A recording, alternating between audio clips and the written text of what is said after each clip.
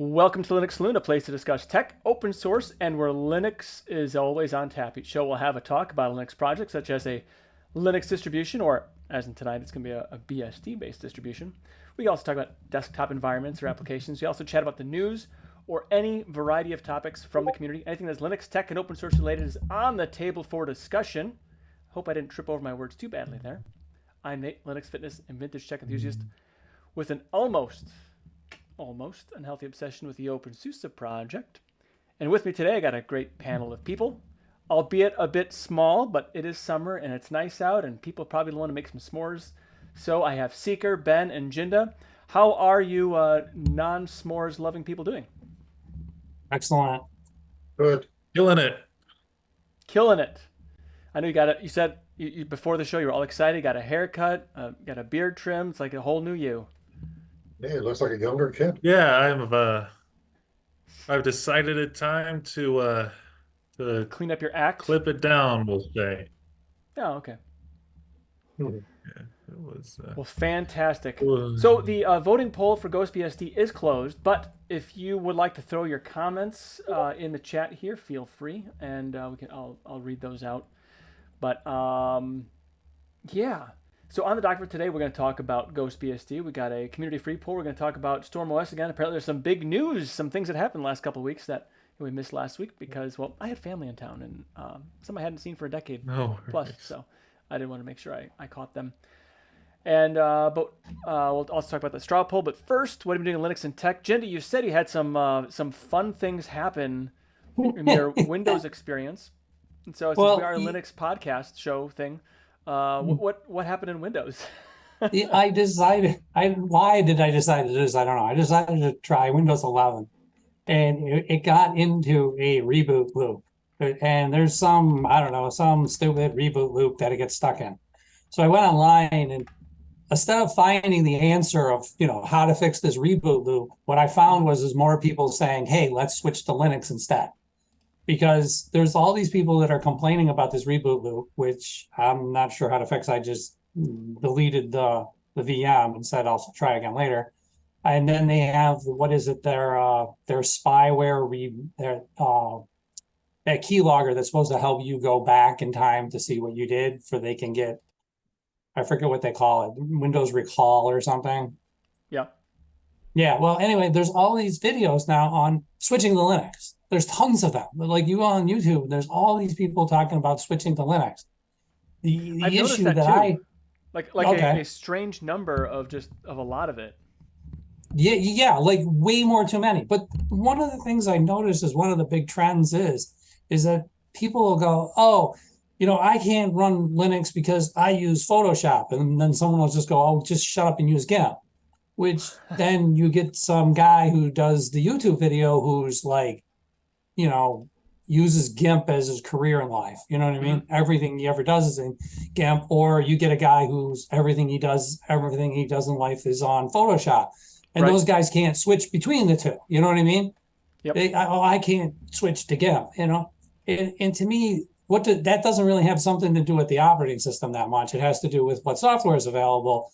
And the thing is the bottom line is how many people are going to be able to say, oh, I'm ditching Windows and I'm going to use Linux. That's not some computer nerd guy who's going to have some piece of software that they, know inside out and use all the time that really can't go away from. You know what I mean? The videos are all like that. And it's like, guys, can't you point that out? They never do. They never point that. I mean, I think there was one video where one guy was smart enough to say, hey, look, if you're not that, if your grandma wants to use Windows, tell her not to. Tell her to use Linux. There's plenty here for her all day long. Yeah, I think that's a really interesting conversation piece too. I do hear a lot of people on YouTube saying they're switching Linux for one reason or the other. I think outside of gaming, it's probably hit and miss depending upon what kind of work you do and what your area, like how you're using Linux or how you're using computers, I should say. So, like I've noticed that I cannot completely get rid of Windows at my workplace because some of the stuff we use is heavily tied to Windows. Right. It's only a few, two things really. It's only really two things. It's one, our NVR system for our cameras. Those use something called Xprotect. I have not been able to find a suitable replacement or whatever, or way of running that in Linux. I can't find a way to do that. So that's one problem. Right. And then there's what we use for remote management. We use Atera, which uses Splashtop RMM or something like that. I've not been able to successfully get that to run Linux. Apparently it can run successfully in Linux, but I've not been able to do it successfully. So if I ever figure that out, I would do a little dance. But until that point, there's that. So as far as like internally, there aren't many. I just broke my little Lego chameleon here. Give me one moment. Got a little rough with it, huh? The tail fell off. Anyway, It'll grow back. It's a lizard. it's true. Do chameleons' tails grow back? I don't know. I don't. Oh, I didn't realize it was a chameleon. I'm sorry. That's what they. I don't know if they do. I don't know. Maybe somebody knows. I've never looked it up. So anyway, if I had replacements for those two, I would never have to touch a Windows machine again, essentially. So that's the only two things there. But there are other things too. I think if you are a professional artist, you do a lot with, let's say, Illustrator or Photoshop, I can see why it would be difficult to go switch to Linux. There is Photopea, which is great in Linux. It has features I don't really care. But there is, and then Inkscape, I understand is decent. Well, I'd use Inkscape for doing some graphic design work and saving it for the Photoshop format, and it seems to do well. But the opening up those same files in a virtual machine on my Linux machine was actually faster than using Inkscape. Oh, really? So yeah. So Inkscape was really bogged down. I don't know why that was, but it had a hard time with those really complex pictures with multiple layers and lines and everything else too. So David Martin brings up a really good point here, and he's not wrong. He says, why does everyone assume one cannot own and run two computers? I own and run probably 14 computers. And then one is from work, or two from work. One is running Windows. The issue is when I go someplace, because I'm not always home or in the office, I don't want to carry two computers with me when I go someplace. Although I can. I guess it's really not that big a deal. I just don't want to. So there's that. But yeah, no, you're right. I own many. I like computers and I like having them around me. I have way too many around me right now. This is actually my bedroom here, and I should have a room in my house without electronics, I suppose. But that's not going to happen. I like them too much. So yeah, but I appreciate bringing that up, Mr. Martin. So it's interesting though, the conversation about what is it that keeps one from being able to run Linux full time or exclusively. And I think David does bring up a good point. I think that you don't have to run it exclusively, but I think a lot of people don't want to have more than one computer. They just have one. I got my mom a Chromebook. That's how much I was comfortable in giving her something. So for what it's worth. And then she doesn't even use it now. She wanted it so badly, and then now she doesn't even use it. So I have to check up on her. Well, she's almost 80, so I mean, I can't fault her, So there you go. And Nair, hello to you. If you'd like to join here on the Zoom, that is a Linux app. Feel free. I'll throw a link in the chat there. So feel free to pop in if you like. Just ask to keep it family friendly. I don't want to have to explain the funny words to my kids, although they've probably heard it numerous times by now from people. But I just want to try and keep it as family friendly as possible. There's some 4-letter words that not a big deal. The ones you can say on TV are probably okay, but I still want to shy away from those for what it's worth. Well, it depends what show you're watching, right? Yeah. So I want to share a little thing I've been working on. Okay. Since we were last on Linux Saloon, I have transitioned my home network from a Class C private network to a Class A private network. Have I talked about this already? I may have talked about this. Jinda? Uh, I don't think I have. I don't So- think so. What I did is I got an old WatchGuard firewall box and XTM 5 series. And Okay. it was it was retired. It's long retired. We can't use it in the enterprise space, as it were. So it's just kind of sitting there collecting dust. And I thought, well, how much fun would it be to put OpenSense on there? I've done IP Fire.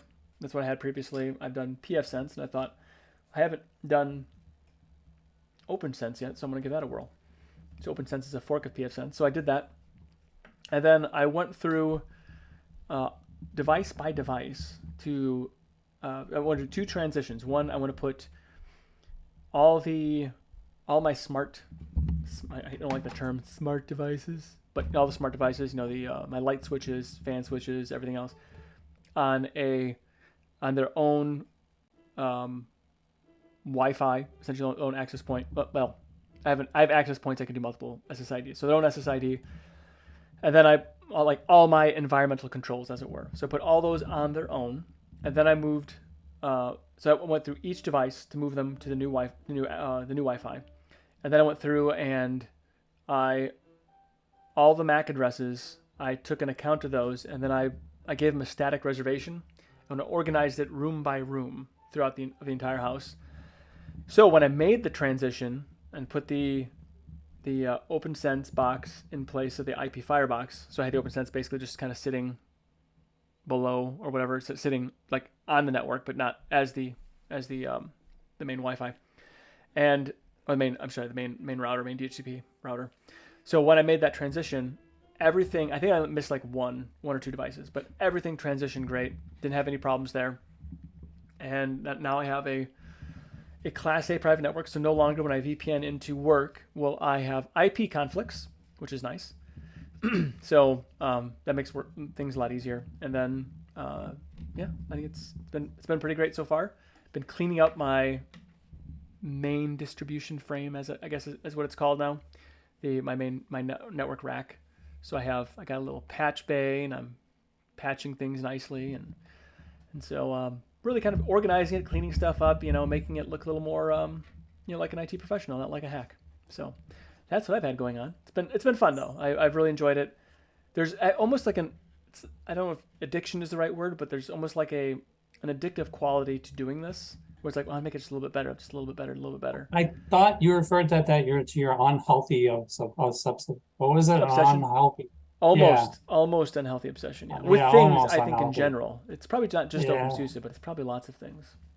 So what brought on your big switch? What was it? Because you found the hardware, or was it more so that this is something you wanted to do, or both? So the IP Firebox I've been using is an old Pentium 4. Oh, okay, yeah. So it was like 20 years old. Yeah. And I had Yeah, it's done. I had one already die, and one machine died, so I had another one just like it. So I moved the hard drive and some parts over so I could make it next one work. So I got that going. And so I had this box, it's much nicer. It's a cleaner, I've got multiple NICs on there, so I can plug, so I can do a little bit more with it essentially. And Right. I thought it'd be also fun just to, see if I can utilize some old hardware to make this happen. So the other fun thing too is I got one of those, this adapters, so I plug in, like I serial into the thing, Okay. and so you do the installation through the terminal. I used Minicom to do the installation, and that was just kind of a neat experience. It was, like those old, have you ever used those old like VT300 or VT101, VT301, I don't know what they were called, 320, 3 something terminals. I'm pretty sure I know what you're referring to. Yeah, like when go to 20, the 90s was like 10 years ago, right? So back in the 80s, 90s, late 80s, early 90s, when would go to the library and look up something in the card catalog, it was it was Right. just a terminal, and so one of those are just a serial terminal that went into some sort of a mainframe or some other computer essentially. So essentially, I was doing that into this, from my computer into this in this WatchGuard Firebox.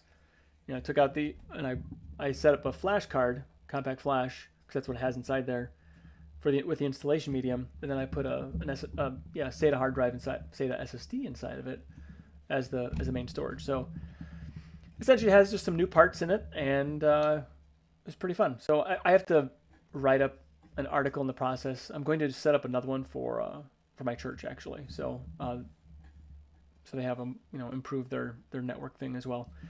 And anyway, it's kind of fun. So I do enjoy. I enjoy this little bit of networking. It's an area of networking I'm not really as proficient in. So, but it's fun for me to learn. So I can manage one that's already set up, like VLANs and everything else. But I want to set up VLANs here as well. Right now I'm just using subnets, so it's not as secure. Oh. So I want to isolate everything, isolate the traffic and everything else. And I'm pretty excited about that. It's good times. Sounds like fun. Yeah, it is. Well, tech can be fun. It can also be miserable. So, Well, when it works, it's fun, right? sometimes when it doesn't work, it's also fun. Oh, I forgot to turn my lights on. Look at this. All right. Here, please stand by as I do this number here. Woo! Too bright. No, it's like something was a little off, and there's shadows and everything else. Look, see how unprofessional this is. Yeah. That's why we need Rocco back. Apparently, Rocco Well, was he in had the, that cute little on the air sign or opens. What yeah. was it on the air? Yeah, apparently, I guess a couple weeks ago, Rocco came in the chat, and somehow I missed it. So bad on me on that. This is, yeah, he had the open sign, yeah. Whatever. I could probably do that. Think about that. Well, all right. I guess we'll move on to the straw poll. So, which best describes your experience with GhostBSD? So the straw poll closed because, well, the straw poll was closed, and I was supposed to do it last week, and then I had to cancel because my poor planning. So, anyway, here's a breakdown of the votes. We had and number 1 is it's okay, and number 2 is not interested in this exploration. Number 3, Tux Penguin. I feel like there probably should have been like a BSD reference in there too. And the 4th place was it's good. And then no votes for it's amazingly frighteningly great, or did not have a good time with it, and not interested. So I do have a couple of replies. No, it just shifted on me. So I guess, is this maybe still open? I don't know. If you want to vote, go ahead and vote. That's fine. So one reply, it says, I loaded up GhostBSD on a retired workstation with a Ryzen 2000 series processor, 32 gig of RAM, 250 megabyte SSD, and AMD graphics. See, now to me that seems like a system that wouldn't be retired, but hey, what do I know? The performance was good considering the older hardware, and the installation went fine. It did have a minor issue with the Wi-Fi, but that was not unexpected for BSD, and the issues were easy to solve. A lot of loose ends, but overall pleased with the performance. I tried loading up some of my dev tools, and several were not available. I had a rough time getting the OS dev tools installed and had to do a good 30 minutes of research to find what was not installed and installed it. Well, that's good to know. I did also see here in the chat that Peter Patterson, he said a few years ago I did install and run FreeBSD for a while on a spare laptop. It was a fun experience. So I did install it on actual hardware, and actually it was frighteningly easy to install. So anyway. All right, so for some rules for our GhostBSD exploration, it says that the intent here is to talk about the different aspects of the operating system and discuss the experience from using it.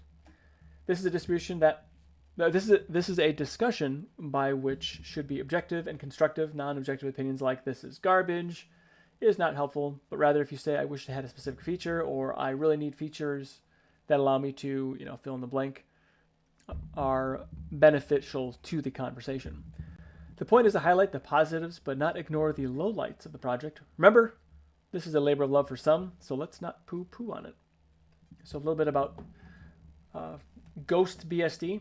It is a Unix-like operating system based on FreeBSD for x86-64 with Mate, previously known. And its default desktop, it uses Mate as its default desktop environment and an XFCE desktop community-based edition. It aims to be easy to install, ready to use, and ready to be used. The project goal is to combine security, privacy, stability, usability, openness, freedom, and to be free of charge. GhostBSD stands for GNOME hosted by FreeBSD. Now that's Mate. That desktop is essentially a fork of GNOME 2, so it can keep the ghost part. So GhostBSD. But is it GNOME? But if it's GNOME, that makes sense. But if it's GNOME, then HostBSD, right? I don't know. So a super brief history of GhostBSD. So prior to GhostBSD 1810, the project was based on FreeBSD. In May 2018, it was announced that future versions of the operating system would be based on TrueOS. In 2020, with the discontinuation of TrueOS, GhostBSD switched back to FreeBSD. So it's been around for a little while, but not a whole lot. The recommended system requirements: 2 gigahertz dual-core Intel or ARM 64-bit processor. It says Intel. It's interesting. It says Intel/ARM. I wonder if it's /AMD. Probably AMD. 4 gigabytes of RAM, 15 gigabytes of free hard drive space, and network access. So, I wonder what if you don't have network access, then what? So as far as the installation goes, it's a live CD, live ISO you download, and so it's very easy to install. I first tried it on a virtual machine, but that didn't work for me. Did you happen to do virtual machine, Jinda? Yeah, it took a couple of tries for me to actually get it to work. I had to watch a couple of videos. I did something wrong. Oh, okay. Let me put it this way. I don't know how I got it to work. Oh, How okay. about that? But the installation was so simple though. There was nothing there. It was real easy. It's probably the easiest install of BSD I've ever done. Super simple, barely an inconvenience.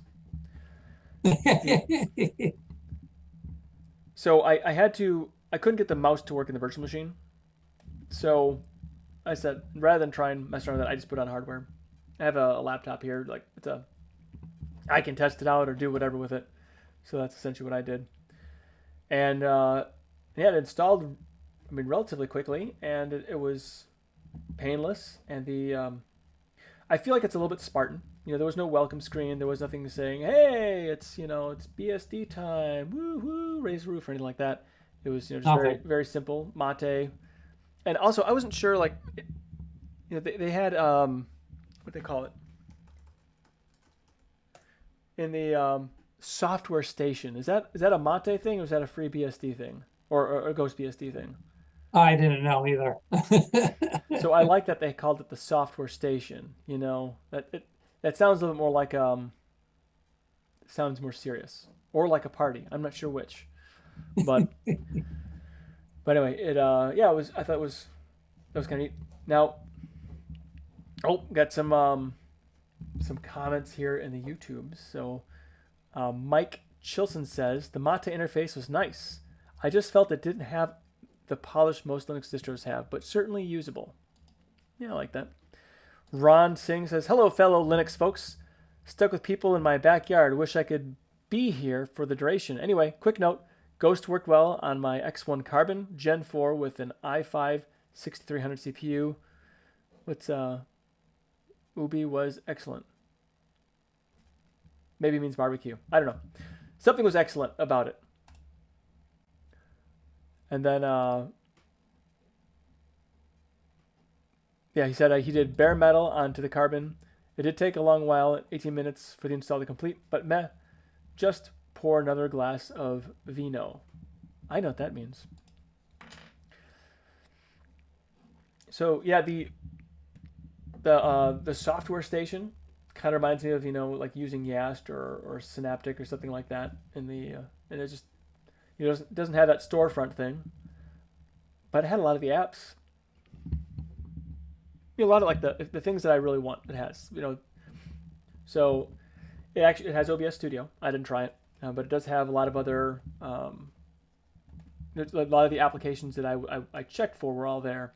I didn't test them all, but they did install. Ones I did test.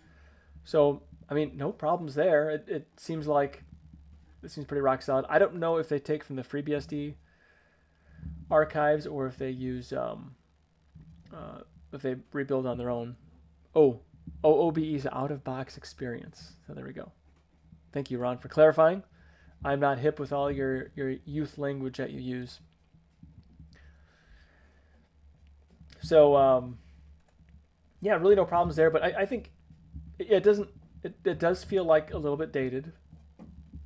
But I mean, if you're just using a workstation, you don't care about those things. I don't see why it'd be a problem. Also had the Mac-like, although on the right side the orange, green, red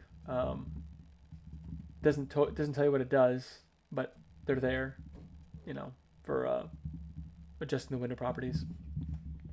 So that's pretty cool. Were there any applications you're looking for that you did or didn't have? I didn't play with it that much, but when I did play with it, I took in the top 5 dumb things you would install anyway. Mm-hmm. And personally, there was enough there. I personally was happy with what I found.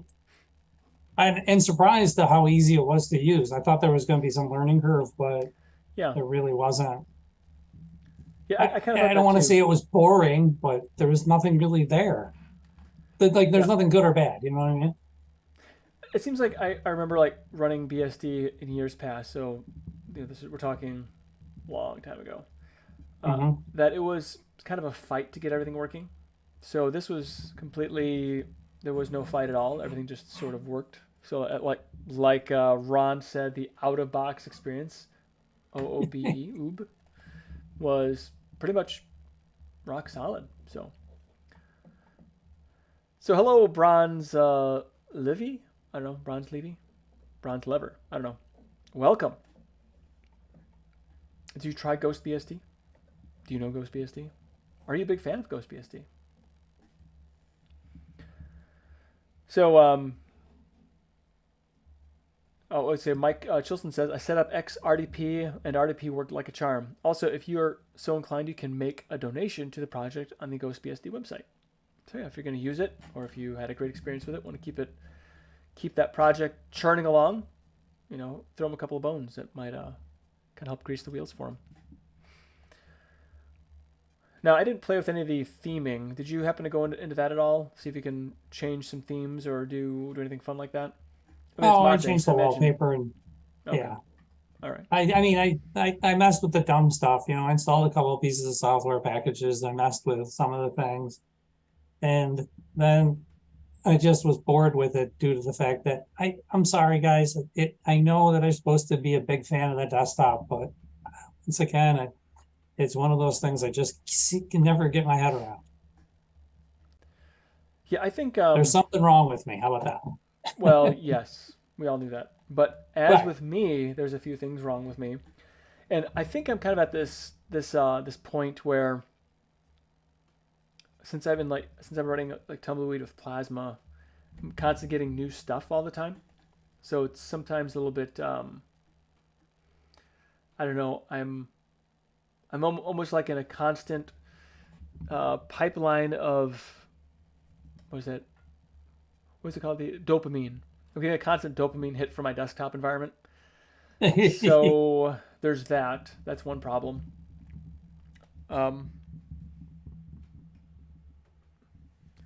Interesting they have transmission installed by default. I think that's a torrent sharing, program.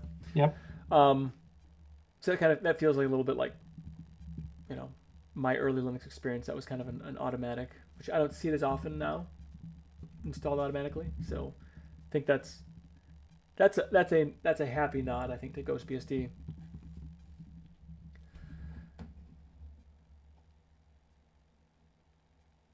Not sure what this is in reference to, but Ron Singh says, Mate makes me want to rock my 70s bell bottoms if I could still fit in them. Oh, you can fit in them. You just have to try a little harder. I don't think the challenge is getting in. I think the challenge is getting back out. Right. We have to peel them off, I suppose. Yeah. Except for like the knee and below. That'll be easy to take off. So, they have Firefox installed by default, which I'm very happy with that. I'm a fan of the Firefox. And it ran really well. I was just really happy that all the applications they have readily available, like there were no extra repositories to install, which is really nice, really handy. So it's a pretty vast software selection. Also, another little note about GhostBSD, apparently it's a slow rolling flavor distribution, slow rolling operating system. So you don't have to do a new installation, supposedly. My understanding is you have to do a new installation. You can just keep rolling along. So I thought that was also very cool. And I do appreciate that as the, having that by default. I've noticed that I've become just a wee bit lazy when it comes to installing, I find. So, like, I'm always at the point where I feel like it's a hassle to install, like to reinstall, I should say, to do updates. So, I just have a script. I'm sorry. I have a script that installs all my garbage pretty much for me. Yeah. The only thing I have to do is dump my app image folder onto my other hard drive. And usually I just leave it on the other hard drive 90% of the time and forget about it, that it's there. And so I think the part that it takes the longest is when I have set up a new computer. It's kind of sort of like a day-long process, not setting it up necessarily, but synchronizing all the files. Yeah, so maybe this yeah, is that you can't automate. So, well, I do automate it actually. Oh, you do? Okay. It takes that long for it to synchronize. Oh, I see what you're saying. I'm sorry. Yeah. I was thinking of something else. So the what I'll do is I set up SyncThing as my decentralized way of synchronizing files. And it works super well. I'm very happy with the performance of SyncThing. I use it for pretty much everything. But so when I set up a new computer, or if I install if I new hard drive or whatever, new storage drive, we don't call it hard drives anymore, I guess, because they're not hard drives. It's not spinning rust. It takes a while for, all terabyte or so, the less than a terabyte of data that I keep synchronized between my machines. So that's the part that takes a while, I find. So anyway, all right. So as far as the application selection, what did they do? Flat packs? Does BSD do flat packs at all? I was wondering that, and I just didn't look. I didn't even think about that until just now. Yeah, I was wondering about that myself. I didn't look. Once I found the software station, what they called it, which is kind of cool, like a train station coming and going, installing and removing, so to speak. I thought that was that was a good term. But then I just looked through a bunch of stuff and just played around with it for a couple hours, and there was plenty there not to complain. Yeah,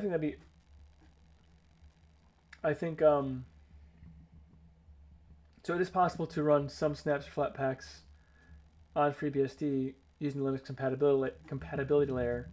It's a challenging and potentially error-prone process. Each application will have its own quirks and requirements, so there is no one-size-fits-all guide. So that's interesting. I think Flatpak would be a nice addition to the BSD, so you can have whatever you want essentially. But yeah, I didn't think about that until just now. Because that'd be pretty cool if that were the case.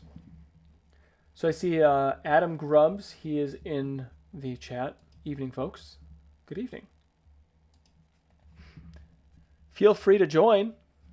I'm sure you have extensive BSD experience because you are an IT professional.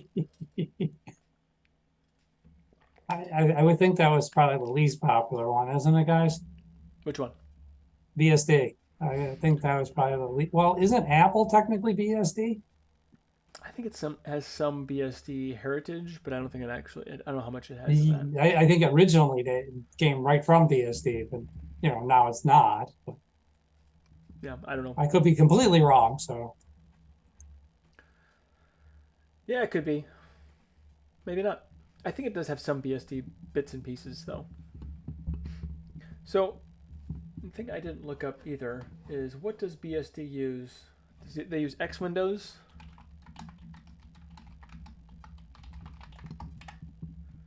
I wonder. Yeah, X Windows system is what it uses. So I wonder if there is Wayland is going to be an issue. Is going to happen.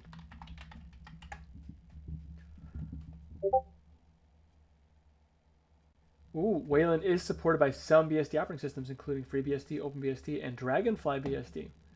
So I would then assume it's possible for there to be for GhostBSD. That would be fun. Just to see if you can do it. If I had more time, that'd be fun to like just see what I could actually get it to do there. That's very interesting. Oh, that's the Google AI overview. So I should probably DuckDuckGo it. Now, could you do all your work in GhostBSD? I think that's going back to the beginning question I had in the beginning. Could I, Windows guy switch to Linux and the Linux guy switch to Windows and vice versa? I don't think there's a 100% answer to the question. I think the answer to the question is how hard do you want to try? Yeah. I'm serious. I mean, I'm not trying to be a pain, but to me, like you get stuck using some horrible piece of software at work. We all have in our lives, and go, why do I have to use this? This is horrible. And they, you know what I mean? And then eventually either the software eventually goes out of date or you can't run it anymore for some reason or another, and you finally get to leave it. And then unfortunately it just changes to a different piece of software that you're complaining about that you don't like. Right. So, that to me is working a computer. Is the problem having the piece of software that you want to run when you want to run it. Like in Linux, there really isn't a very good CAD package that's usable that's around yet. So on that, I've been using that Onsel that I Yes, think Ron told me about. It's okay. Right, it's okay. It is. But it's the best one we have. Yeah, it's okay. I'd like to try Veracad, I think. Not to totally derail the conversation here. But I think... Oh, sorry. No, The scary thing about it is Blender now is having CAD put into it. I know that I'm serious. They're adding CAD features into Blender. Like mechanical CAD work? Yeah, like, dimensionings and stuff like that. Okay. I mean, let me put it this way. Blender is pretty top notch. From everything that I've ever heard about it from everybody, Blender is amazing. And I can't work it at all. I think I need to check that out again. Blender. I wish I could use it. I can't. I just never got used to using it. Me and you both have been drawing and 3D modeling for how long? For a while. Yeah. I mean, I think I started in 1997. I think 99 for me. Yeah, somewhere around 97, 98 era. Yeah. I mean, yeah. So, I mean, Blender to me is just out there, and I could never get used to using it. Well, it does. So I've done some surface modeling, but I'm not as comfortable with surface modeling as I am like solid modeling. Yes. And Yes. because I can think like how would I make this with a machine? Like milling it out. But it's Right. hard for me to think about how to surface something. I guess maybe. Right. Well, yeah, I don't know. Me too. Yep. But I should probably check out Blender again. I did some years back. I think. I mean, yeah, I should check it out. Maybe it would do the things it need to do. I had been doing some design work with Ansel to see how it'd go, and it is more stable than FreeCAD as far as remembering its references, but it's not like a commercial application. So it's better. It's much more usable. I enjoy it more, using it more. The interface has a better experience, so there's that. But it's That is certainly, FreeCAD's biggest downfall is their interface. yeah. Well, this has a better interface for sure. Right. It's a polish on the interface, so it does work a lot better, but it still can't keep references very well. It does a better job of it, but it still loses references. So if you could just clean that one little thing up, references, just remembering your references. That That'd be little great. thing, if it could link to an Excel file or a spreadsheet, be able to draw it for you. I can't do that. I don't know. I always do that in Autodesk Inventor. Really? Yeah, oh yeah, I have spreadsheets that are just gigantally insane. Hmm. 15 pages, every part, every number, every little drawing, and you change two things in the beginning, and it automatically draws the entire thing for you according cool. to the size of what you picked. I written massive, horrifyingly complex Excel spreadsheets that everyone looks at and just goes, "What did you do? I cannot." To comprehend it is like, it's just so big. It's not that it's odd. It's just so much. Hmm. Yeah, that's how I draw most of the products at work. Because we make something that's this big and you want one this big, this big, this big. The biggest challenge actually wasn't drawing them. Is the biggest challenge is when you draw one this big and then you want to make one like really big, Mm-hmm. it doesn't work. You have to make it scale right to make it look right. Right. You have to change a few things. You can't draw a little toy car at 1/64 scale exactly the same way because proportions don't work and it would look wrong if you literally scaled it exactly. That's the hardest part of it. Yeah. So parametric modeling is, I think the fun of parametric modeling is you can actually build those smarts into it, so you can scale things Right. or grow things based on your design intent. And Right, so and that's where FreeCAD kind of falls flat. yeah.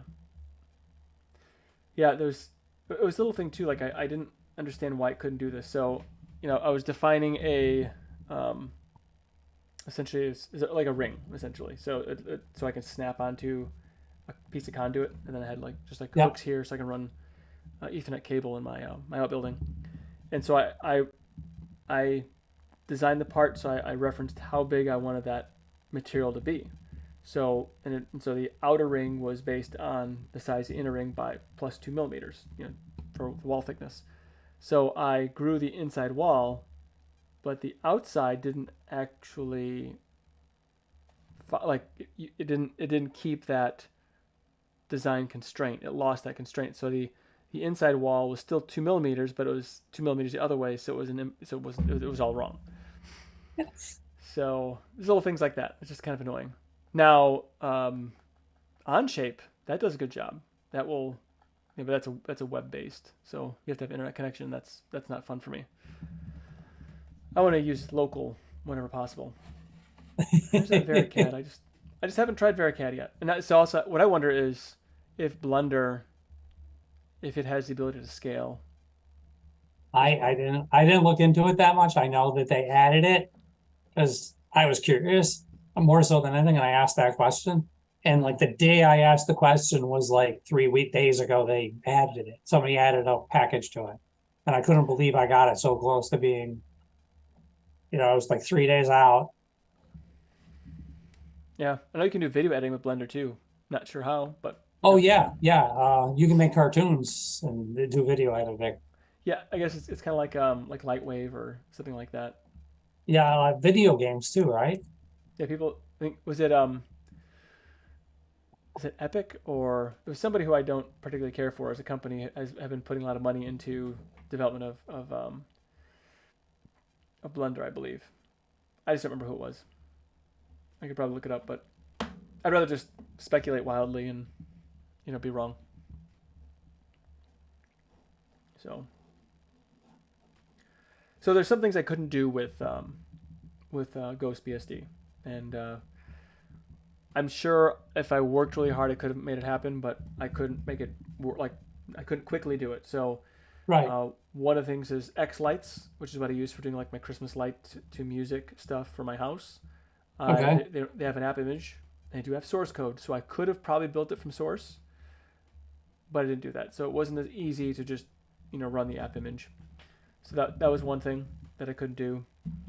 On Cell, they don't have a package either. I could have probably done if I use Onshape, the web application. That'd have been no problem.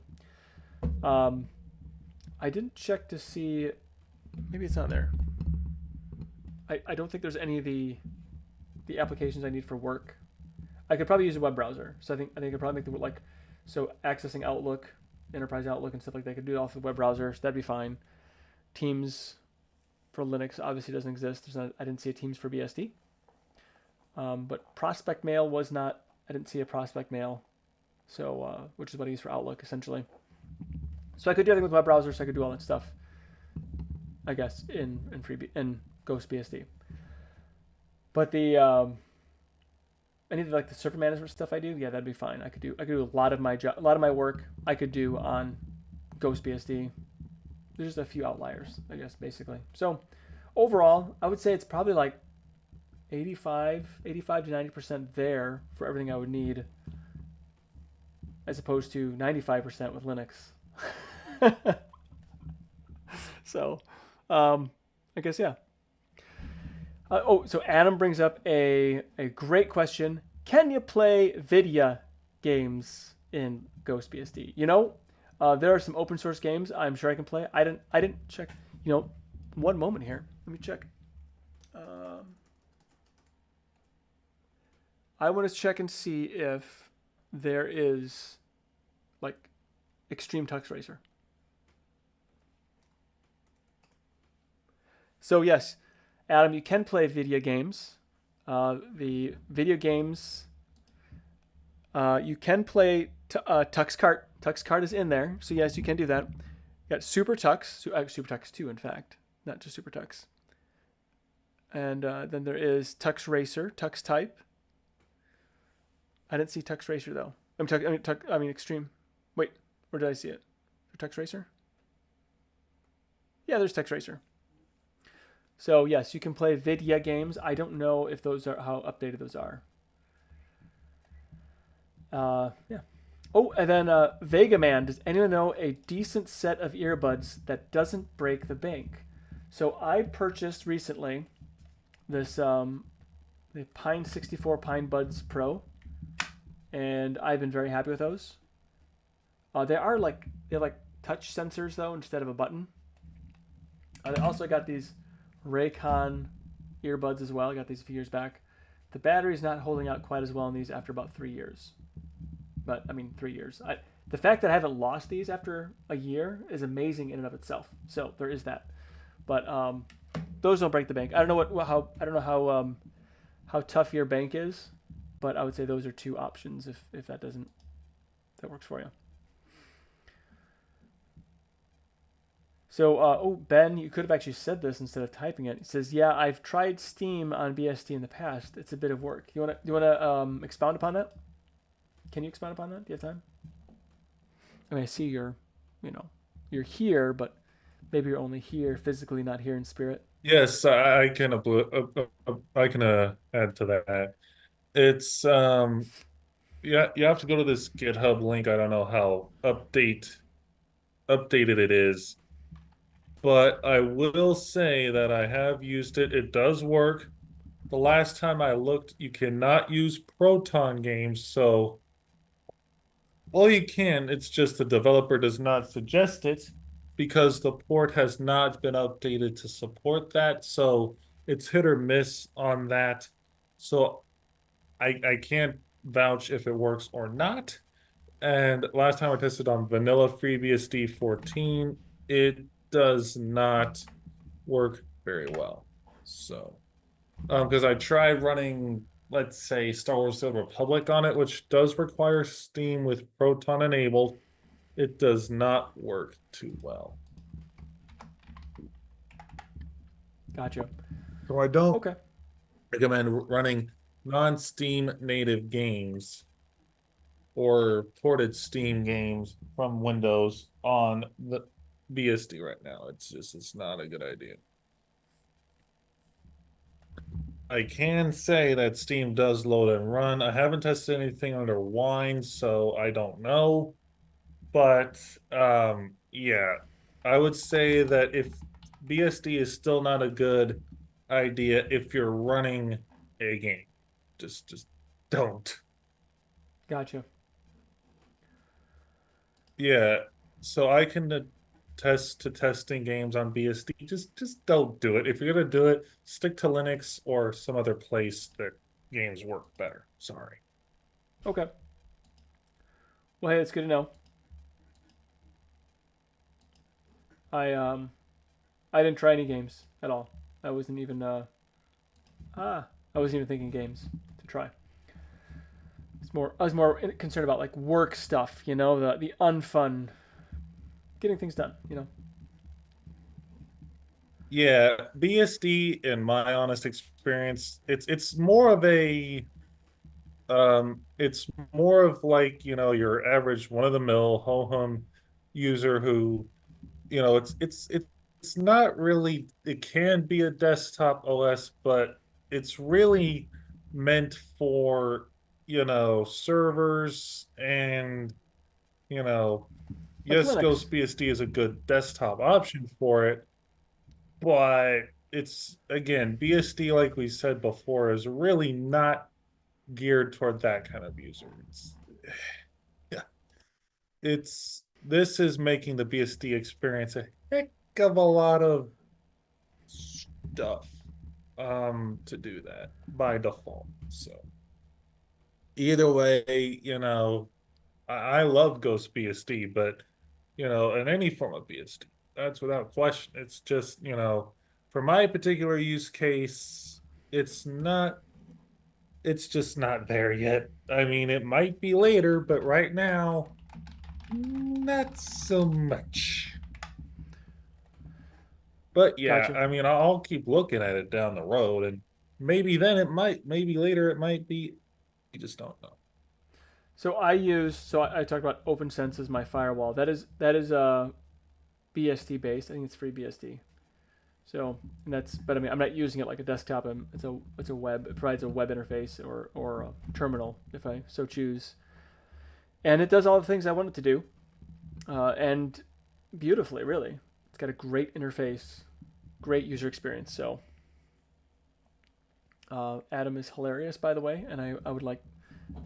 He said, "Work provides my work stuff. Everything I use on my machine is for fun."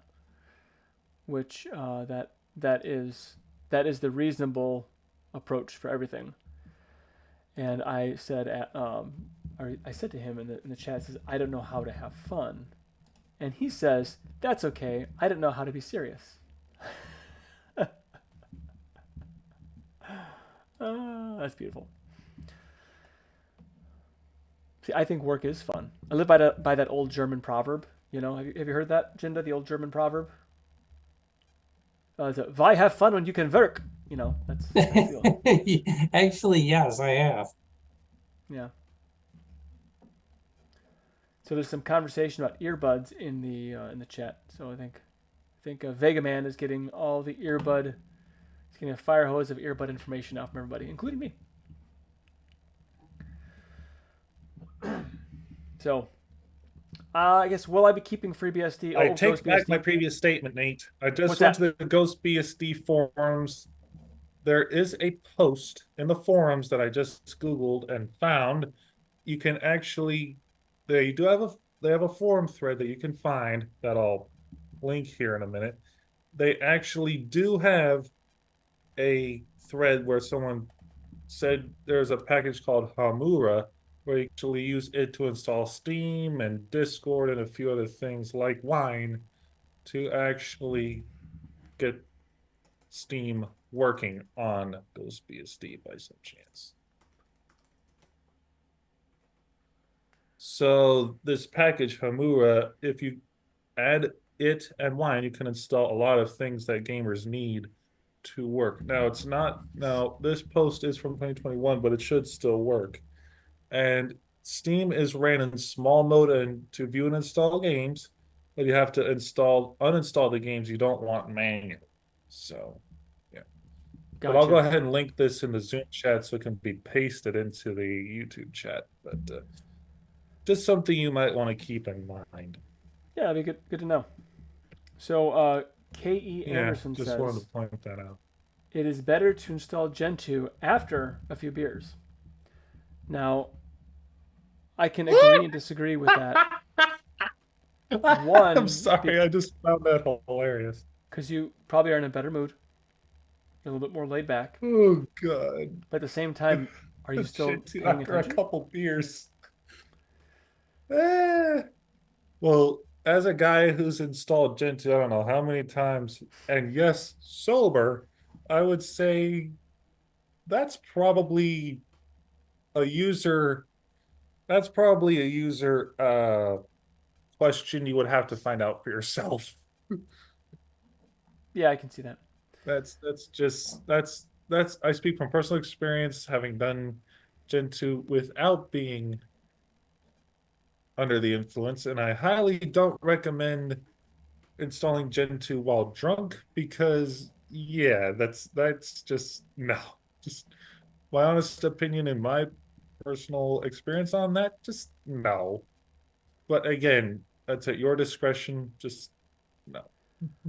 Well, I think well, a few beers is different than plastered. So, Well, so yeah, I mean, if it's a few beers, then maybe, but beyond that, I don't recommend drinking while installing Gentoo. Just, it's already hell enough, and I don't recommend installing Gentoo under the influence. I don't. right. Please. So Or Ronan even says, Arch Linux, do not install it while, or God forbid, Linux from scratch while drinking. Just no. That one is a no. right. So Ronan says, good evening, everyone. Nate, do you have any experience with Proxmox? I have zero experience with Proxmox, but I am actually going down that bunny trail now. So give me a little time, and I will get back with you on that. But I do know that Guru the Digital down below has experience with Proxmox. I think he does. And he actually says it's pretty great to compile or install anything while drunk. And to Amazon Shop, apparently, too. Anyway. So there's that. So as far as keeping BSD on GhostBSD on this machine, I'm going to keep it on here for a while, at least until the next exploration we do. It's a very interesting thing. Just operating system. It's not distribution. They don't call them that in BSD land. So it's a very interesting collection of software. I'm going to experiment with a little bit more. Still only had a couple weeks to play with it, but I didn't take advantage of all that time. And I think I want to see if I can, a few things I want to try now after this conversation we had here. Things I didn't think about. And maybe I'll remember to talk about it next week. All right. Well, anything else you want to say about GhostBSD? You know, the comments from the. I think we've pretty much scratched the surface on it personally. Well, that means we just started.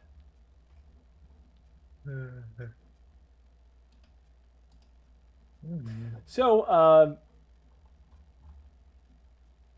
next week we are going to have, I believe it's an open mic night. Yeah, it's an open mic night next week. So if you have anything you want to bring up, any can be something tech related, feel free to come back and tell us about whatever excitement you're having in tech. So it could be Linuxy, BSDE, could be Windows, Mac. I don't care. Open source, whatever. Something retro. That's fine. It's all good. As long as it's Linux, tech, or open source related. There you go. That encompasses pretty much everything. Oh, so Adam, obviously not being serious, because he would never throw away a hard drive. He says, I'd probably install GhostBSD on a hard drive I plan to throw away. Oh, Adam. He's such a funny guy. I like to run my hard drives into the ground, you know, because I like the sound of hard drives.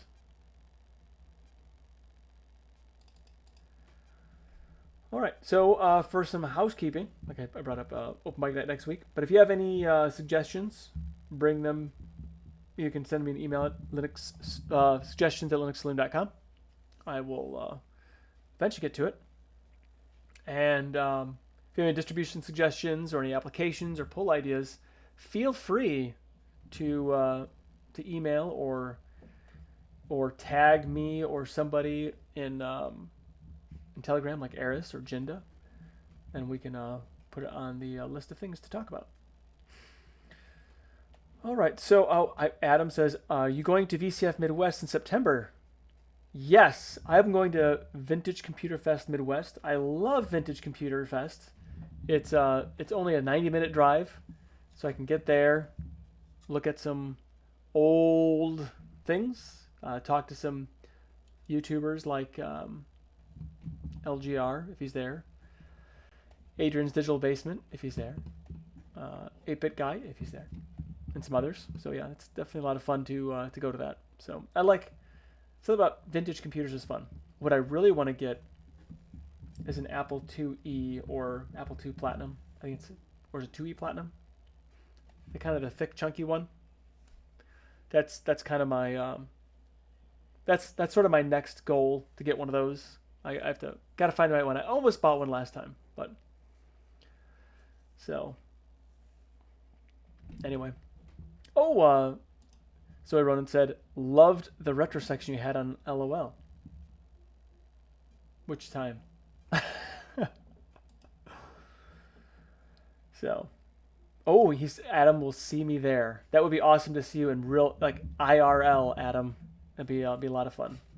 We'll have to like take a video of it and put it on the YouTubes or something, or not, or just keep it in your pocket. All right, so since we have a little time here for some news, Oh boy. I think. All right. So something kind of interesting here.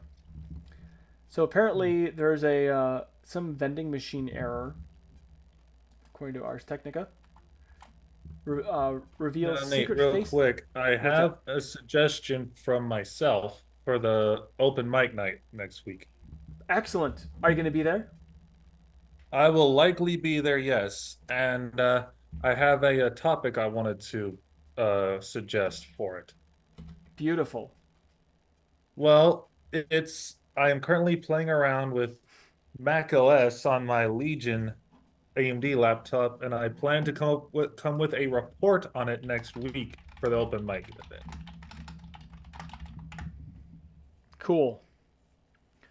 Well, that's Yes. exciting. Now, I haven't done Hackintosh on an AMD in years, so this will be a very interesting report for you guys next week. Well, excellent. Yes. Figured I'd pick the lesser of two other sides of the bridge, so I figured, what the heck, might as well give it a shot. And that'll be no, fun. I'm not doing Sequoia because that is still in beta, and I'm not taking any chances with that version of Mac OS. Just no. I'm not going down the waters that far. What is Sequoia the latest? Sequoia is the latest, but it's in beta. Oh. Gotcha. Yeah. I'm going to at the most I'll probably go either Ventura or Sonoma because sadly the APU drivers and all these other things that you need to get running, they're just it's not there, right? I got you. Yeah, I've never done a Hackintosh, and maybe someday I'll try that. That might. I don't know. It's It sounds quite like involved, man, because not every I will say this right now, Apple and Nvidia, just don't count on that, please. Because the last time they had drivers for that was High Sierra, which is way the heck out of date. And I would not count on that coming back at all. And the only way you can really get it working right now, AMD or Intel, is with an AMD GPU or Intel integrated, and that's really the best two graphics options you have with that. So, yeah. sweet. And either way, and if you need Wi-Fi, Intel is your friend on that. So anyway, that's Well, very cool. Yeah. So I'll be interested in hearing an update then next week. Bring that up to on the open mic night. Good times. Alrighty. So some news or open discussion type stuff. So apparently there's a vending machine error that reveals the secret face image database of college students. So according to Ars Technica, so a Canadian-based University of Waterloo, so this is probably where Anna Rita's from, is racing to remove M&M-branded smart vending machines from campuses after outraged students discovered the vending machines were covertly collecting facial recognition data without their consent. The Reddit post sparked an investigation from the fourth-year student named River Stanley, who was writing for the university publication called Math News. Of course.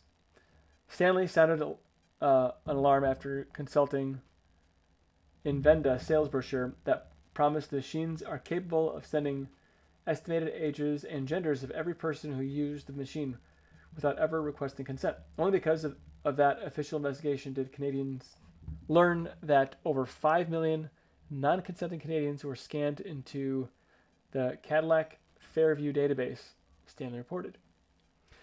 So that's an interesting thing. So now I wonder if you're in public and you go to a store and you are recorded but you don't give your consent, isn't that the same thing? I would think so.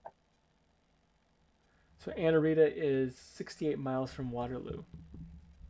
So it's more or less close. I think that'd be like basically next door neighbors in Canadaville, I think, in America's Top Hat. That's my guess. Yeah, I don't know. It just seems like all you have to do is put a label on there. You're being watched, right? I mean, whether or not someone's doing analytics on that, I would think that's almost a moot point. like Luke Skywalker says, like we're being watched. Right. When did he say that? I'm sure he said that. Yeah, I know. I think that I don't see that as. I mean, I would just assume. Okay, so like the vending machine thing at work, they show you're on camera and they have cameras around and everything else, so you can't steal anything from the vending machine. It's kind of one of those like open vending type, humanless things. So I can't imagine. I don't know. I just think it doesn't seem like that's a. They're only taking an image of you, but I mean, I just assume there are images of me everywhere in everybody's database, everywhere I go at this point. I mean, don't get me wrong, that's scary and kind of makes me want to not leave my house. But outside of that, I mean, it seems like that's just kind of a given at this point. I guess, would you be upset, Anna, if you found out that a vending machine took your picture and was guessing your age and gender? I mean, I don't know. What advantage are they going to get of some random person's picture and guessing their gender and age? I don't. I mean, I don't see really what they're getting.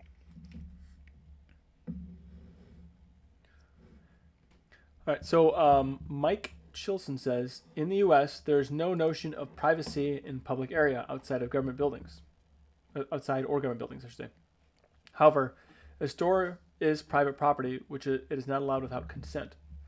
So is that why they put smile, you're on camera whenever you go in there and show you that you are on camera? Is that why they do that? Yep. So when you walk in, so when I walk into Wally World, which doesn't happen very often, I see me on camera, or like Lowe's, they always turn on the camera and says, you're being watched. Is that the same thing? I would think so. So Anna says, yes, I would.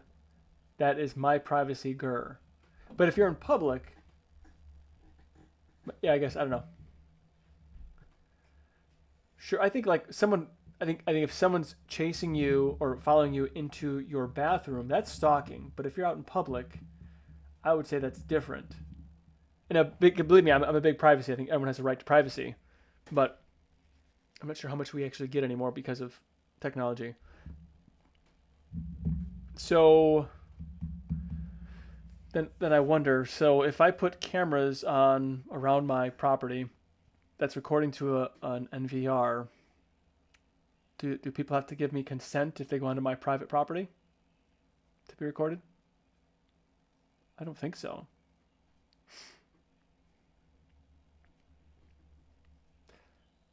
I don't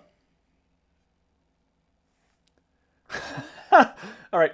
So Adam, this time being very serious, he says, if they think it's okay to guess my age/gender, then I think it's okay to moon the camera for at least 2 minutes. 2 minutes.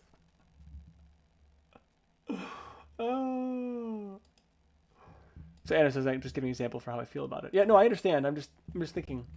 I don't know that I have the right answer. I'm just saying. I'm just like, my expectations of privacy are, I just assume when I'm in public I'm being watched by my neighbors or whatever if I'm outside. So Mike Chilson says nope. So nope. Then I don't have to give.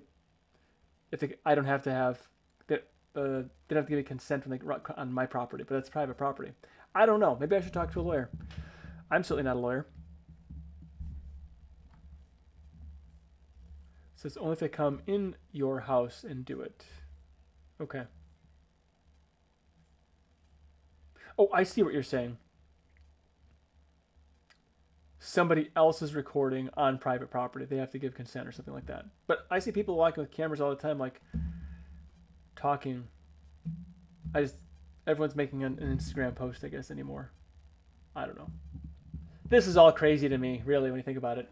These are problems I didn't have when I was growing up. Can you imagine being a kid today? Man, every dumb thing you say is recorded forever. Yeah. Or just show up in this. Adam says, just show up in the store in a Ronald Reagan mask or a Nixon mask. Yeah, I suppose you could do that too. I was going to show up in an Adam Grubbs mask. That'd be more fun. Ooh.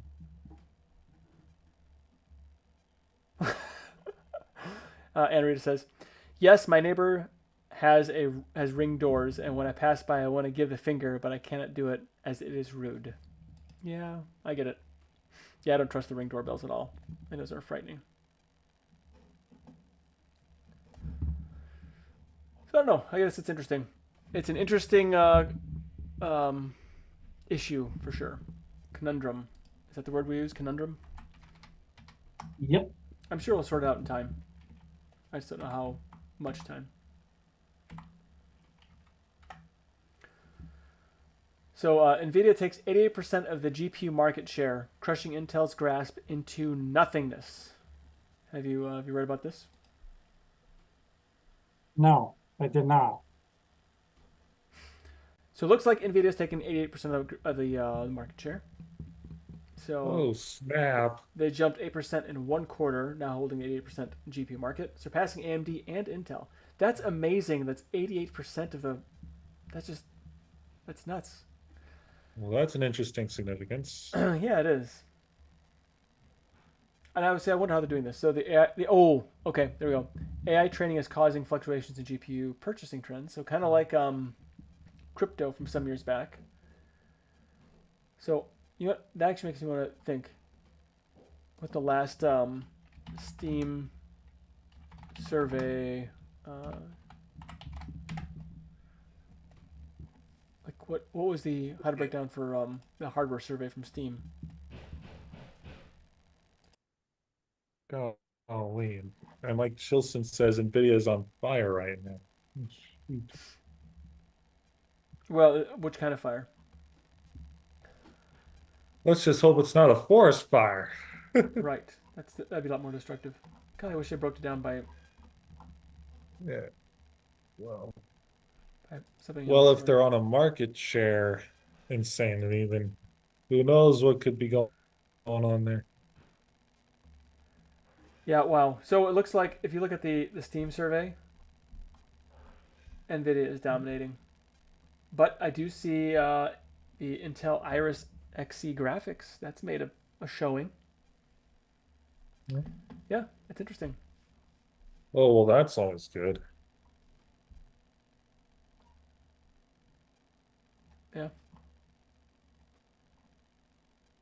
Yeah, I'd have to count. I'd have to do like some spreadsheeting here and do some calculations, figure that out.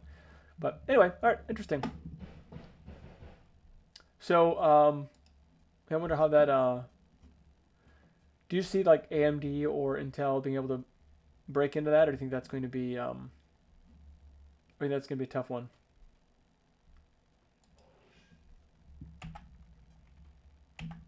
Yeah, I think I haven't seen anything regarding those, but maybe Jinda has. Like to show me. you know, the only thing I was thinking that I think NVIDIA is going to lean towards more AI.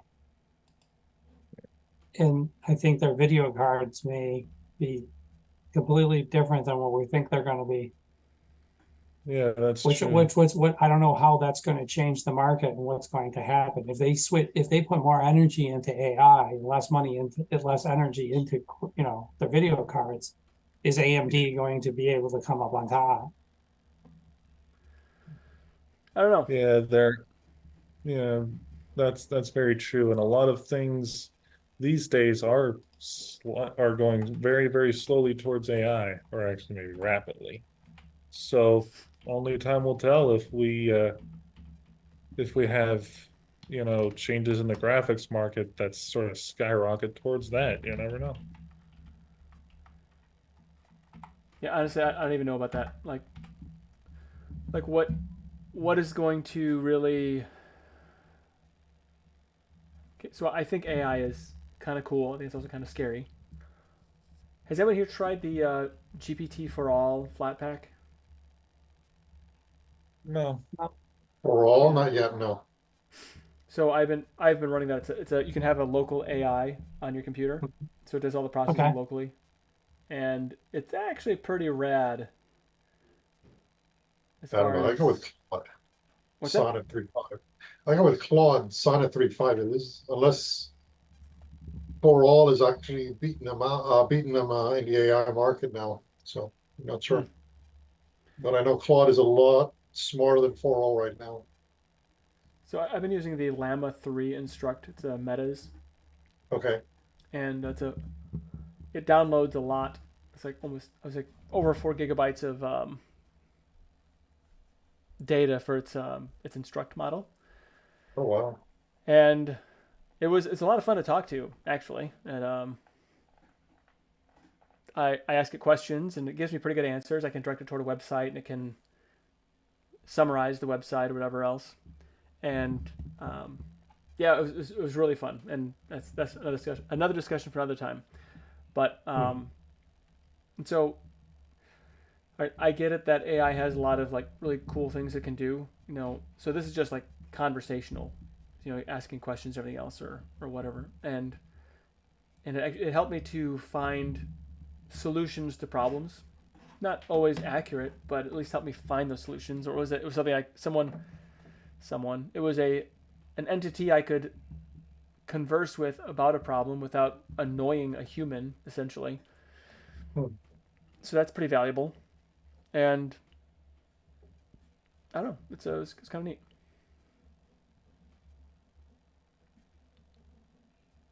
And then Code 2610 says Llama is quite good already. Yeah, it even threw humor into the conversation. Like it all right, I'll tell you. So I name most of my computers after Transformers, and Okay. so like my computer I'm using right now, I call it Ironhide because I like Ironhide. It's like one of my favorite Transformers. I was really mad when they killed off Ironhide in that third movie Mhm. because not the he didn't even go in a cool way. But yeah. So I that don't was use the other Bumble. prime element, you know. Yeah, it's the Sentinel. Yeah. Mhm. And then like my main server that I'm building right now, my new main server is called Optimus. My backup NAS device is called Magnus, as an Ultra Magnus. And then my firewall, I'm calling it Heatwave. And so I asked the AI, I told the AI this, and it says, "What do you think of that?" And so it had really constructive things to say. It was, and it's always very upbeat too, which is what I like. And it said, Heatwave's appropriate because Heatwave's a fire truck, firewall, whatever else. And then it said, "Keep rolling out with those Transformers names," or whatever like that. I'm like, "Oh, I see what you did there. You threw in a pun. Well done." And then I said that to it, and it said, "Oh, you noticed." And anyway, I thought it was really fun Wow. that it even threw puns in there. It wasn't so it wasn't so flat, I guess, which is impressive to me. All right. So anyway, I guess Nvidia's got the top crown right now, and I guess that's good. Good for Nvidia. So I guess AMD and Intel have to try harder. That's what that means. All right. So speaking of gaming, so Mhm. after you die, your Steam games will be stuck in legal limbo.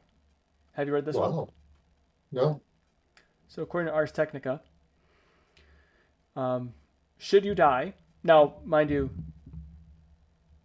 I don't see why you couldn't just give your username and password to somebody else, but with Valve Steam gaming platform approaching is now approaching the U.S. drinking age, which is amazing. It's almost 21 years old. That's crazy. And more and more aging PC gamers may be considering what will happen to their vast digital game libraries as they die. Unfortunately, legally, your collection of hundreds of backlog games will likely pass into the ether along with you someday. So the issue of digital game um, inheritability gained renewed attention this week as a reset era poster quoted a Steam support response talking about transferring Steam account ownership via a last will and testament. Unfortunately, Steam accounts and games are non-transferable. The representative reads, "Steam support can't provide someone else with access to an account or merge its contents with another account. Regret to inform you that Steam's account cannot be transferred via a will." So, I don't know. What do you think of that? Do you think that's something that should be able to be transferred? I mean, you did pay for it, and my understanding is if Steam went away, you could still play the games offline. So how it seems like that's only like a minor technical issue. You should be able to transfer those. Does that make you want to buy more games from GOG? Yeah, actually. But if the person died and gave you their computer and their password, how would they know that? Exactly. How would they know, there's no keyboard cop knowing that you're not the guy doing it? If I die and I give Ben all my accounts, you know what I mean? No one knows it's Ben. So Right. this doesn't raise any questions, raise any flags. Now, I've had somebody gift me keys to games before, so I thought that's something you could do in Steam is you could give your games away to somebody. Mhm.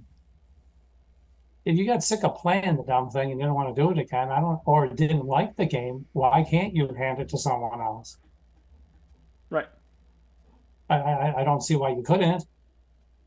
I mean, To me, it doesn't seem like this is a Valve problem. It seems like it is a how they're licensing the sale of the games problem. yeah, I think you're right. I don't know.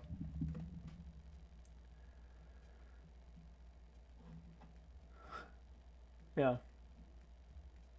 Oh, okay. Adam Grubb says once the key is redeemed, it's attached to that account and it cannot be given away again. Okay.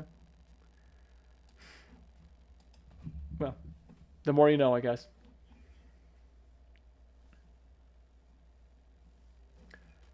Right. Well, welcome, Cruz. Nice to have you. Well, I mean, I guess the question would be then, how many of the games that you have in your Steam library have you actually played versus how many do you have in your library?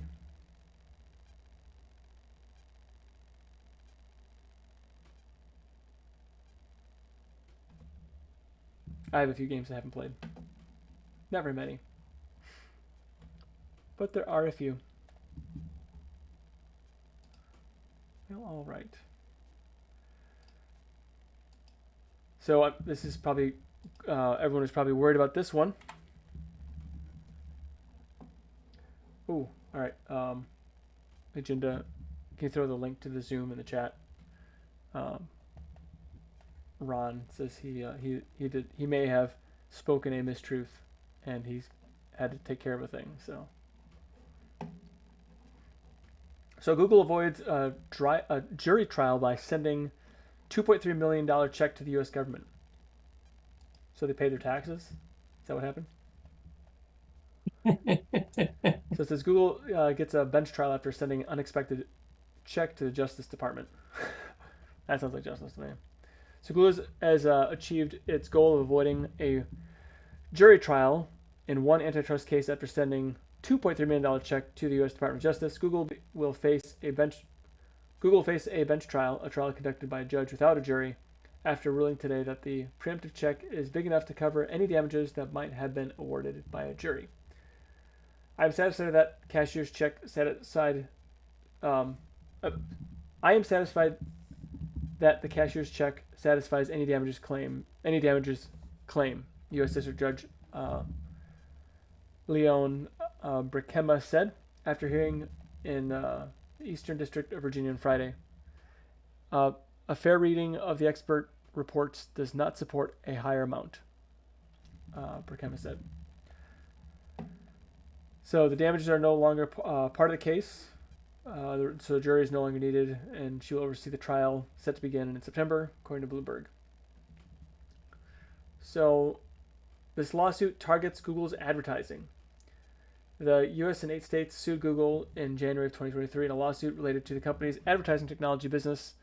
There are now 17 states involved in the case. Google's objection to a jury trial said that the similar antitrust case has been tried by judges because of their technical and often abstract nature to secure unusual posture.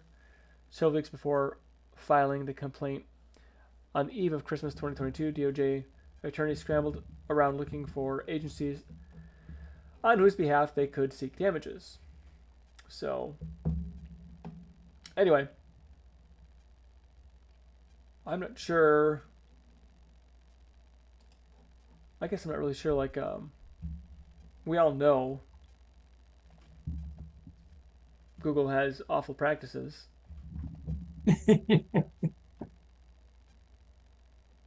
But anyway, so I guess the here. So they don't basically the issue is legitimate competition. I think they have fine competition. I mean, maybe not someone that does everything like all encompassing like Google does, but I can piecemeal my way around, and I kind of like it that I can piecemeal my way around without any one monolithic other corporation. Like, I know that Microsoft Teams is no longer part of the Office 365 package because of some sort of antitrust thing as well. I don't know if that went to court or if that just or how that went down, but I know that's also a deal too. So it made my life a little more complicated. I don't know what the solution is yet. So yeah. Does anybody care that Google's being sued? No. Not surprised. Ron, are you surprised?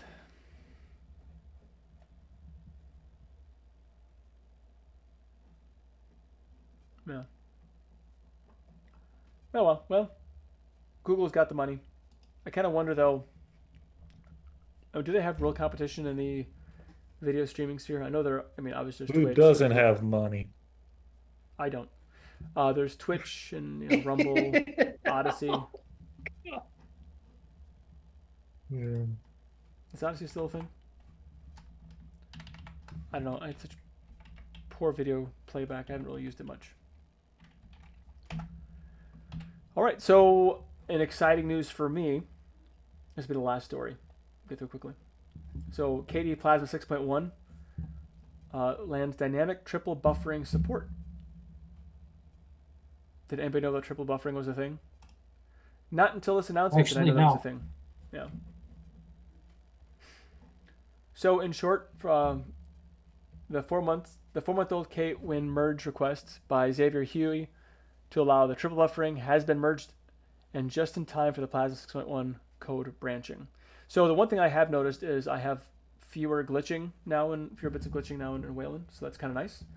I don't notice it necessarily being any smoother, but I do notice. I mean, less glitching is absolutely welcome.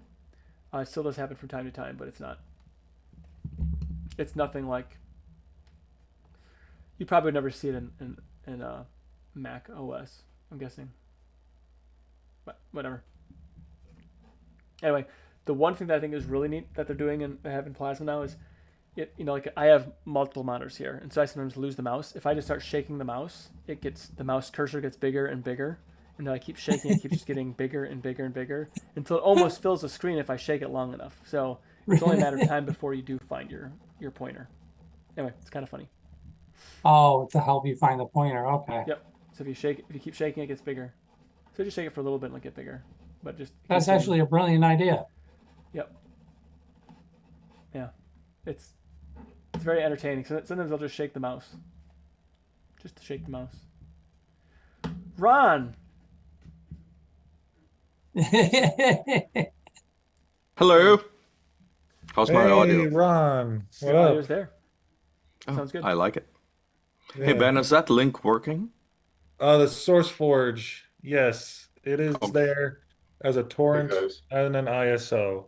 Oh, So fabulous. it's there, and I'll give a very minor update because I don't want to take too much time out of Nate tonight. Nope. In So- fact, now is the time for the community free pour. Oh So, shoot. are you Oh. ready, Ben? Yep. Seeker and I and Ricky and the guys, we have been striving away for the past, God, I Weeks. can't even count, but 3-4 weeks. 3 to 4 weeks Yeah. of endless work. And we've got the screen recorder / streaming app good solved. It's good. Or Seeker has been putting through so much stuff with that, constantly revising it, giving me updates and Testing. all this and that. And our Just one good buddy program. Ricky, the poor man, he wishes he could have been here tonight, but he's got a mouth infection going on, which I'm not going to go into too much detail on, but he's Let's just say he got into a that's fight. why he's The not other here guy's tonight. way worse. Yeah, there's way worse things that he could be suffering from, but just wanted to point that's why the guy's not here tonight. So hopefully he'll be back soon.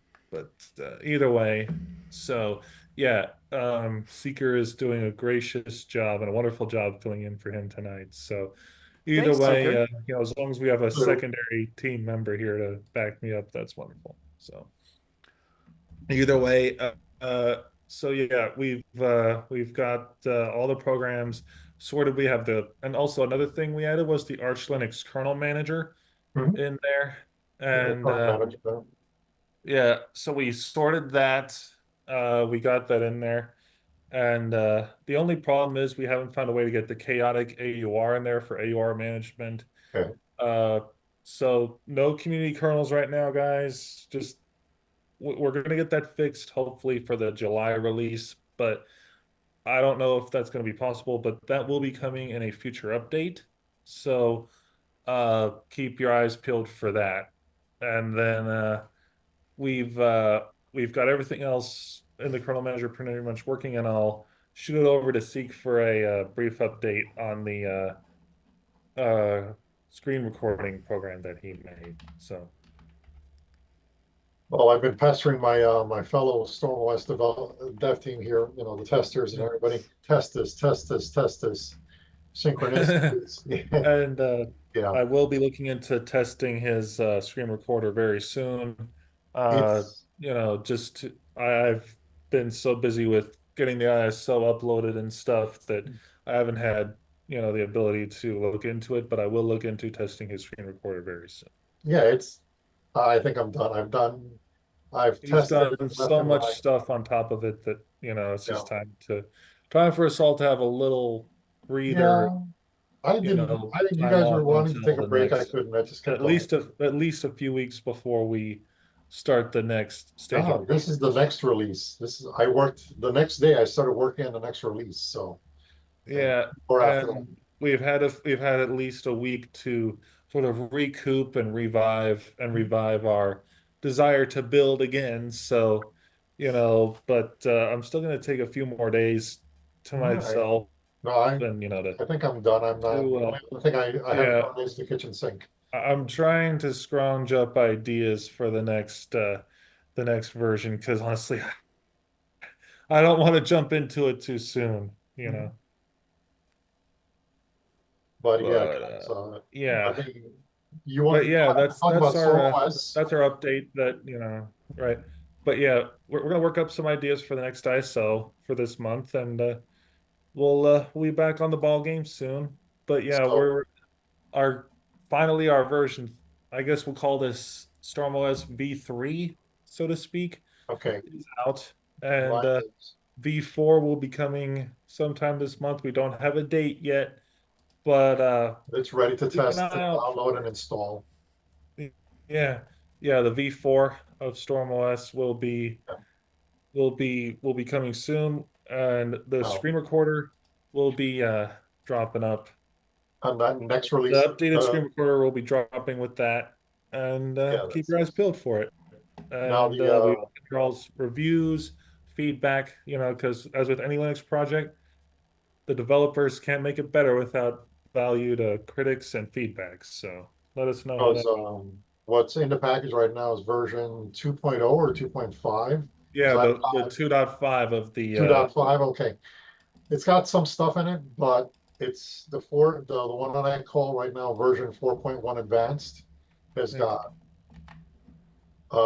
it's trimmer. It's got a video converter. So it ties into the entire thing. It's part of the tab settings. I wish I could show you a picture. Ben, you've seen the picture, so. I've seen the pictures, Oh, you yes, haven't? and Okay. if I And, get Telegram on here, which I do plan to do soon, so yeah, I well, I'll will. send you the I'll picture. DM it to Nate through some form Uh, of possibility. what else? I mean, it's got, I fixed audio synchronicity when you can record. It has a journaling section where, like people want to do a journal, a video blog of their Yeah. daily events, that's why I created it. It's also good for stress relievers if they launch the journal section, they can record. They can record what's on the screen, or for like a documentation, um, a section, a segmented area. So it's very similar. I got my inspiration from simple screen recorder and some OBS stuff. So I mean, it's got an overlay system where you can add logos, the webcam overlay. It's got another logo. It's got an overlay it's got basically three major overlays.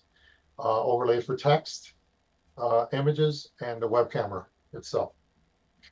And you can kind of see what it looks like from a preview window as well. And what else? Let me see. Sorry, Nate. Oh, you're fine. Let's see.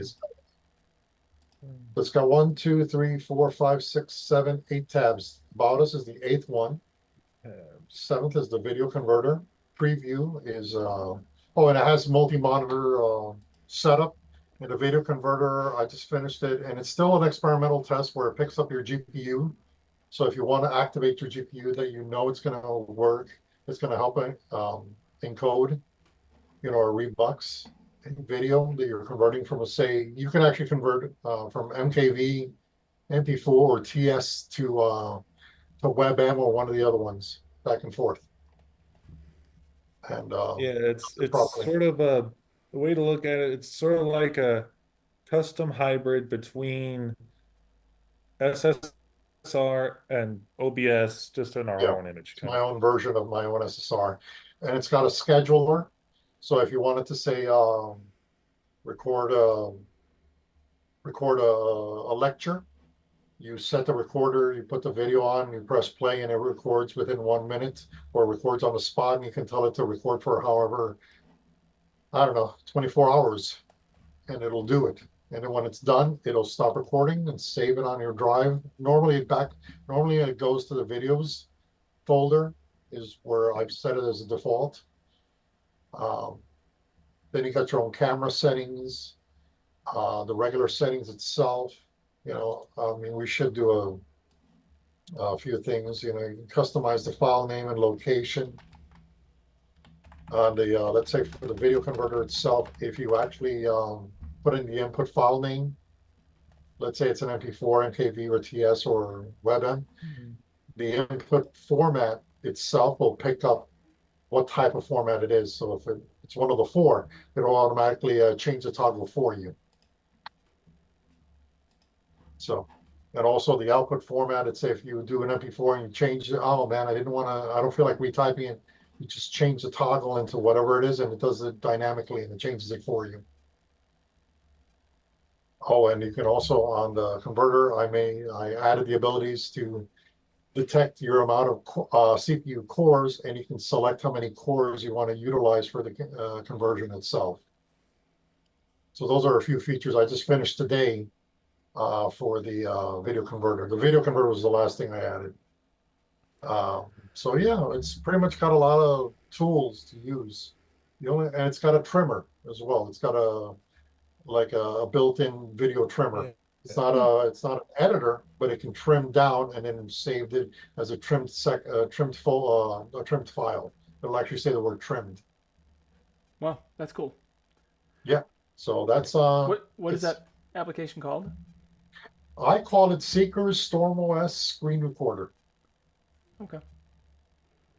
So the latest version is going to come out next within a few weeks, and the most current previous version is on the system right now. I'm actually going to test the latest one. I was just installing Manjaro because it is Arch based and it uses Arch tools. I was going to test it on Manjaro, just drag and dropping it. It's actually just a Python file that does so many things. So it's about 5,600 lines of code, which is not a lot compared to a few other programs I've seen, but it's a lot. It's the most I've ever put into a file. It's only like what, 200 to 300K size. That's it. So it's just a Python program. It's Python with a GTK front end. Well, that's cool. Yeah. Now, are you going to be exporting this to any other distributions or creating like a Flatpak or app image or anything like that? We have been, it's primarily Arch, but Ricky's been testing with Debian. So there has been some modifications he had to make because it has a tray icon itself. So when you actually exit the program, it exits into the tray icon. So when you're like, say, for example, because it uses icons, it uses the system icon. So it doesn't rely on other icons that a person's installed. It just uses the current system icons it has.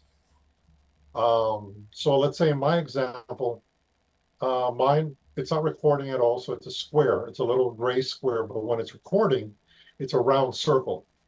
And also, if you wanted information, you can you can click or left click on the tray icon. It has it's a pop-up menu. It's a massive little menu. And also, if you just hover above it, you know the tray tooltips? I took inspiration from the tray tooltips and I added data, incoming dynamic data. So whatever changes or updates while you're doing it, it updates in the tray icon. So you don't have to open it up and then see all the information. All you have to do is hover above the tray and a lot of data comes in. So while you're recording, it gives you all this data and other information while it's recording and doing other stuff.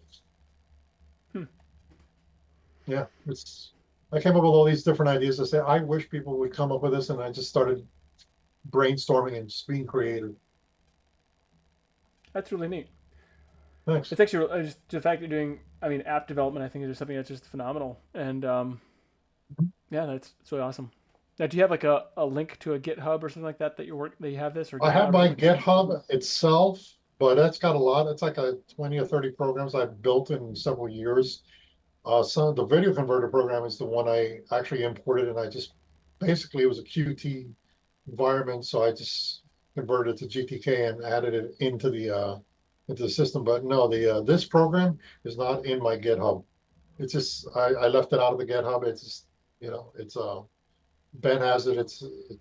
It'll be downloadable.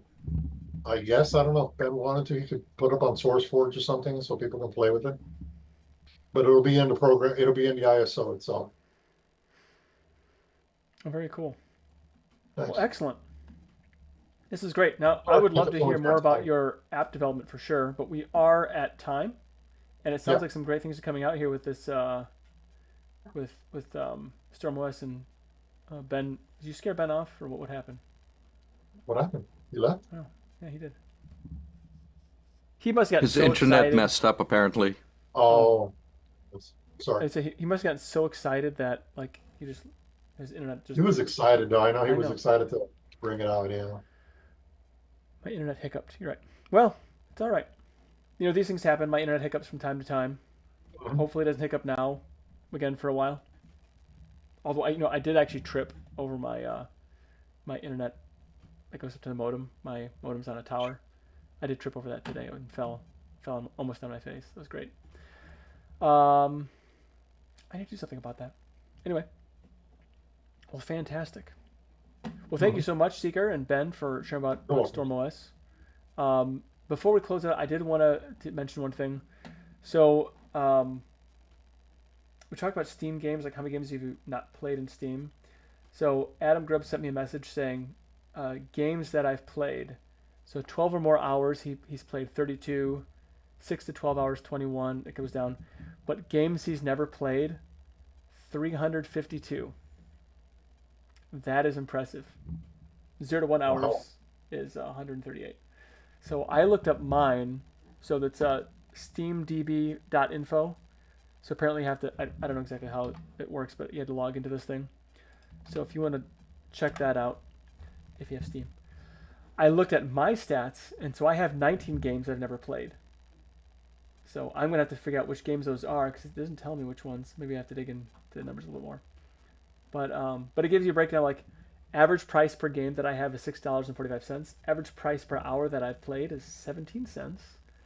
Hours on record is 887.9 hours. Now, mind you, my kids play on my Steam Deck, so they're racking up the hours for me. So I guess my Steam library on today's prices is $213. So if I don't will those to somebody, that's not a big deal. It's just sad, I guess. Anyway, so if you like look that up yourself for your own Steam library, that feel free. All right, well, it is our last call. So, did anybody else have anything you wanted to say? Ron, you just got here. Apparently, the mosquitoes were eating you up, so you decided to break away. That's my excuse. I'm sticking with it. Okay, I like it. It does happen. Summertime, humid environment, lots of mosquitoes.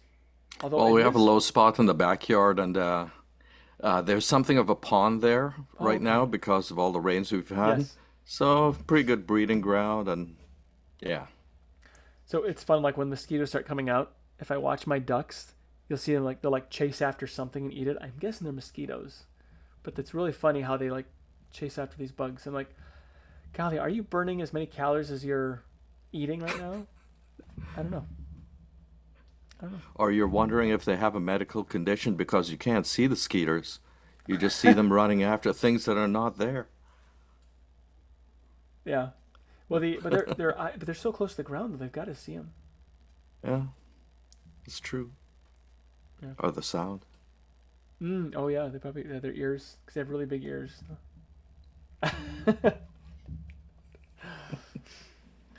All right. I know, Cruz. Did you have anything you wanted to say before we close it out?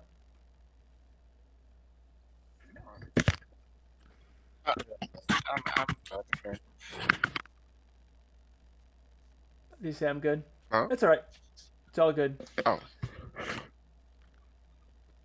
Jinda, I don't know if you had anything you wanted to say before we say go so long, farewell. Auf Wiedersehen, goodbye.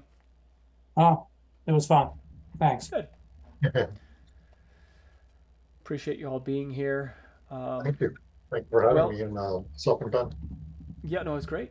I like it. I'm actually, I really want to see this. I'd like to dig through your GitHub if you'll let me. Yeah, yeah. I'm I'll give Ben the information. And did you have Discord? You have Discord itself? I am. I'm terrible about checking it. I think I might have some messages on there. I'll check it later. Okay. I'll relay it to Ben. Ben will give you the information, and you can test out the program for me. We'll just tell you what you need. It's Fantastic. Python itself and 1, 2, 3, 4 tools. That's it. Excellent. That'd be fun. It'd just be fun to play with. Oh yeah, you'd have a lot of fun with it. Yeah, Yeah. I know I have.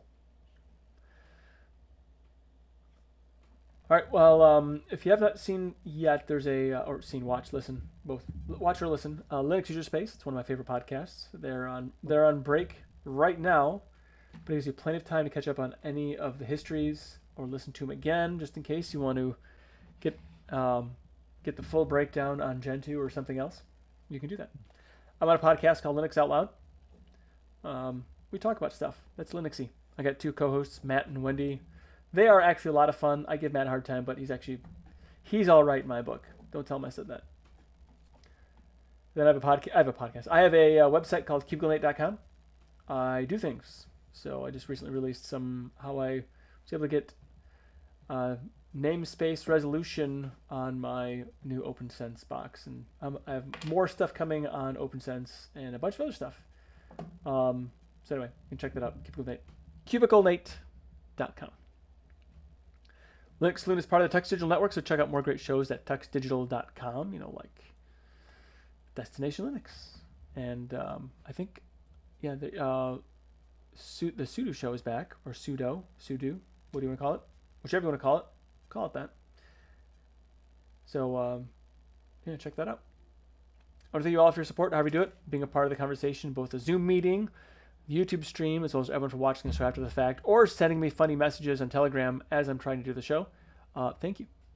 I want to thank everyone involved in making the Linux and open source tools possible for us to not only have this conversation, but also to have fun and enjoy our technology. Linux truly puts personal back in a personal computer. Thank you for stopping by. Be sure to tip your developers, and please remember to Linux responsibly.